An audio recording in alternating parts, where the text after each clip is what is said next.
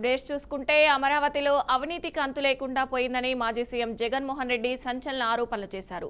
ఆ ప్రాంతంలో కడుతున్న కట్టడాలలో అవినీతికి పాల్పడుతున్నారని ఆరోపించారు. చెదరపు అడుగులు 4,000 పెడితే 5 స్టార్ సదుపాయాలు వస్తాయని, కానీ 10,000 పెడుతున్నారని వ్యాఖ్యానించారు. 10% కాంట్రాక్టు ఇచ్చి 8% కమిషన్ వసూలు చేస్తున్నారని ఆగ్రహం వ్యక్తం చేశారు. ఒక్కో అమరావతిలోనే కాదని అన్ని రంగాల్లో కమిషన్లు తీసుకుంటున్నారని మండిపడ్డారు. మట్టి, గ్రావెల్, మైనింగ్ కంపెనీలు పెట్టాలన్నా కూటమి నాయకులకు కమిషన్లు ఇవ్వాల్సిందేనన్నారు. ఈ అవినీతికి పోలీసులు సైతం సహకరిస్తున్నారని జగన్ వ్యాఖ్యానించారు.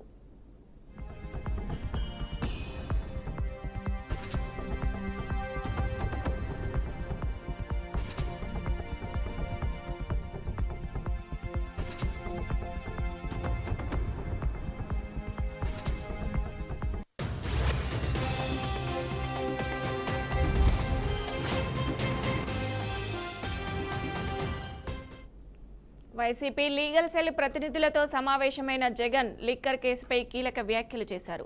అక్రమంగా కేసులు ఎదుర్కొంటున్న పార్టీ నేతలను వైసీపీ లీగల్ సెల్ న్యాయ సహాయం చేస్తుందని తెలిపారు. రాష్ట్రంలో ఏ మూలన కూడా న్యాయం అనేది కనిపించడం లేదని విమర్శించారు. సీఎం చంద్రబాబు నాయుడు కలియుగ రాజకీయాలు చేస్తున్నారన్నారు. కక్ష సాధింపులతో అక్రమ కేసులు పెట్టి వైసీపీ నేతలను బెదిరించి మరీ వాగ్మూలాలు తీసుకుంటున్నారని ఆరోపించారు. ల్యాండ్ ఆర్డర్ విషయంలో కూటమి ప్రభుత్వం ఘోరంగా విఫలమైందని వైఎస్ జగన్ విమర్శించారు.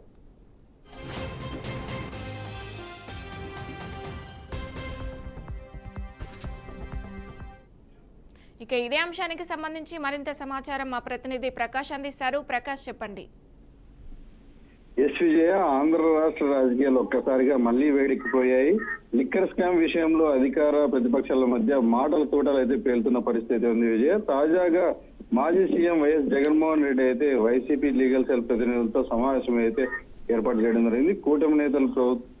కూటమి ప్రభుత్వంపై తీవ్ర స్థాయిలో అయితే ఆయన స్పందించడం జరిగింది. అయితే ఈ సమావేశంలో జగన్ ముఖ్యంగా లిక్కర్ కేసుపై కీలక వ్యాఖ్యలు అయితే చేసిన పరిస్థితి ఉంది విజయ్. అదే మనం చూసుకున్నట్టయితే తన మాటల్లో చెప్పాలంటే అమరావతిలో అవినీతికి మించిన ఉదాహరణ లేదంటూ అక్కడ జరుగుతున్న నిర్మాణాల్లో అట్టడుగు నుండి పై వరకు మొత్తం అవినీతి భాగవతమే జరుగుతుంది, బాగా చాలా పెరిగిపోయిందంటూ ఆయన వ్యాఖ్యానించిన పరిస్థితి ఉంది. ఇప్పటి అధికార కూటమిపై జగన్ తీవ్ర స్థాయిలో ఫైర్ అయిన పరిస్థితి కూడా ఉంది విజయ్. అయితే మనం చూసుకున్నట్టయితే విజయ్, కమిషన్ల పేరుతో దేవుడి పేరుతో రాష్ట్రాన్ని అయితే కూటమి ప్రభుత్వం దోచుకుంటుందంటూ కూటమి నేతలను అయితే ప్రజలను వేస్తున్నారంటూ ఆయన ఆరోపించిన పరిస్థితి కూడా ఉంది. అయితే ఇక్కడ ఒక కీలక విషయాన్ని కూడా జగన్ స్పష్టం చేశారు.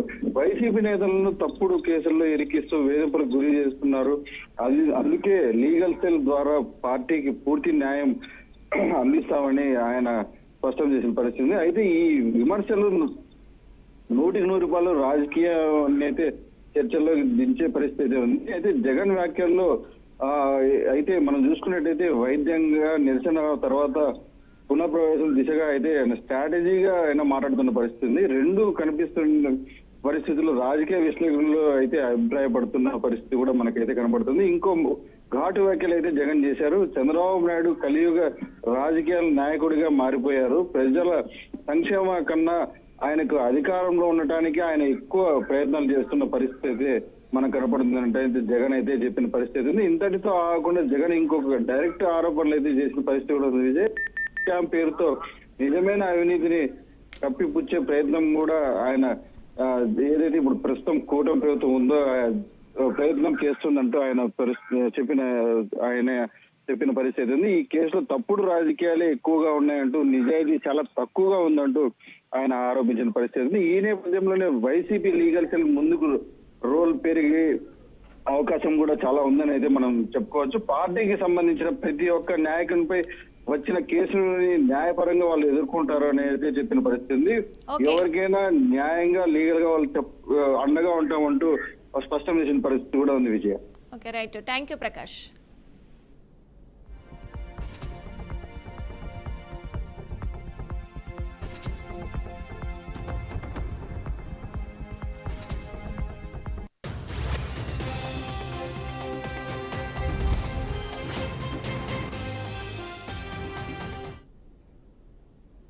తెలుగు రాష్ట్రాల్లో చర్చనీయాంశంగా మారిన ఫోన్ ట్యాపింగ్ కేసులో సిట్ విచారణ ముమ్మరంగా కొనసాగుతుంది. ఈ కేసులో ఆరోపణలు ఎదుర్కొంటున్న వారిని సిట్ అధికారులు విచారిస్తూనే ఉన్నారు.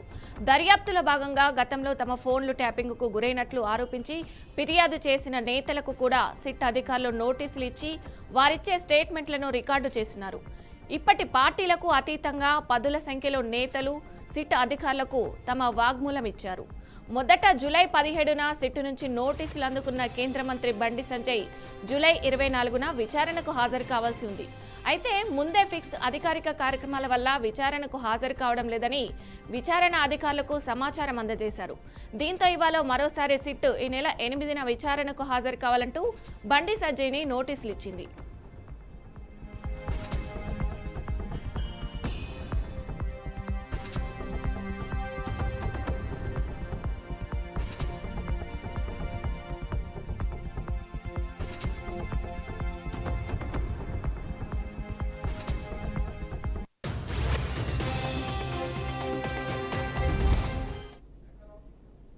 ఈ నేపథ్యంలోనే సిట్ నోటీసులు అందుకున్న బండి సంజయ్ విచారణకు హాజరవుతారని ప్రకటించారు. ఆయన వ్యక్తిగత సిబ్బంది కూడా అదే రోజు విచారణకు అటెండ్ కాబోతున్నారు. అదేవిధంగా బండి సంజయ్ ఫోన్ ట్యాపింగ్ అంశంపై పోలీసు ఉన్నతాధికారులకు ఓ లేఖను రాశారు. కేంద్ర నిఘా వర్గాలు కీలక సమాచారంతో పాటు సేకరించిన ఆధారాలను కూడా సిట్కు అందజేయనున్నారు. ఇక ఇదే విషయానికి సంబంధించి మరింత సమాచారం మా ప్రతినిధి శ్రీనివాస్ అందిస్తారు. శ్రీనివాస్, చెప్పండి. ఫోన్ ట్యాపింగ్ కేసు పెద్ద ఎత్తున సంచలనం సృష్టించింది. దీనికి సంబంధించి గతంలో మంత్రివర్గంలో ఉన్నవారు కావచ్చు, వివిధ రాజకీయ పార్టీల్లో పనిచేసినటువంటి అనేక మంది ప్రజాప్రతినిధులు కావచ్చు, ప్రస్తుతం కేంద్ర మంత్రిగా ఉన్న బండి సంజయ్ కి మరోసారి కూడా ఈ నెల 8న విచారణ హాజరు కావాలంటూ సిట్ అధికారులు నోటీసులు అయితే జారీ చేయడం జరిగింది. గత నెల 17వ తారీఖున సిట్ నోటీసులు అందుకున్నటువంటి బండి సంజయ్ జూలై 24న విచారణకు హాజరు కావకపోవడం బండి సంజయ్ చేసినటువంటి అనేక విషయాలలో వ్యక్తిగత సంబంధించినటువంటి ప్రచారాలు కావచ్చు, సంబంధించినటువంటి విషయాలలో బిజీ ఉన్నారని గతంలో కూడా చెప్పారు. కానీ ఈ నెల 8న విచారణ కావాలంటూ మాత్రం సిట్టు మరోసారి అయితే ఉత్తర్వులు కూడా జారీ చేసింది. ఇదే విషయానికి సంబంధించి బండి సంజయ్ కూడా ఖచ్చితంగా ఈ నెల 8వ తారీఖున హాజరవుతాను, దానికి సంబంధించినటువంటి వ్యక్తిగతంగా ఎవరైతే ఉంటారో వారితో సంబంధించిన వారిని కూడా ఆ రోజు హాజరుపరుస్తానంటూ కూడా ఒక లేఖ ఇంటెలిజెంట్ వర్గాలు కూడా తెలియజేశాయి. దీనికి సంబంధించి ఇప్పటికే పూర్తిగా సమాచారాన్ని అందుకున్నటువంటి బండి సంజయ్ కూడా ఎప్పటికప్పుడు సమాచారాన్ని ఇస్తూ సిట్ అధికారులకు అయితే సహకరిస్తున్నట్టు కూడా తెలుస్తుంది. ఈ విజయాలు. Okay, right. Thank you Srinivas.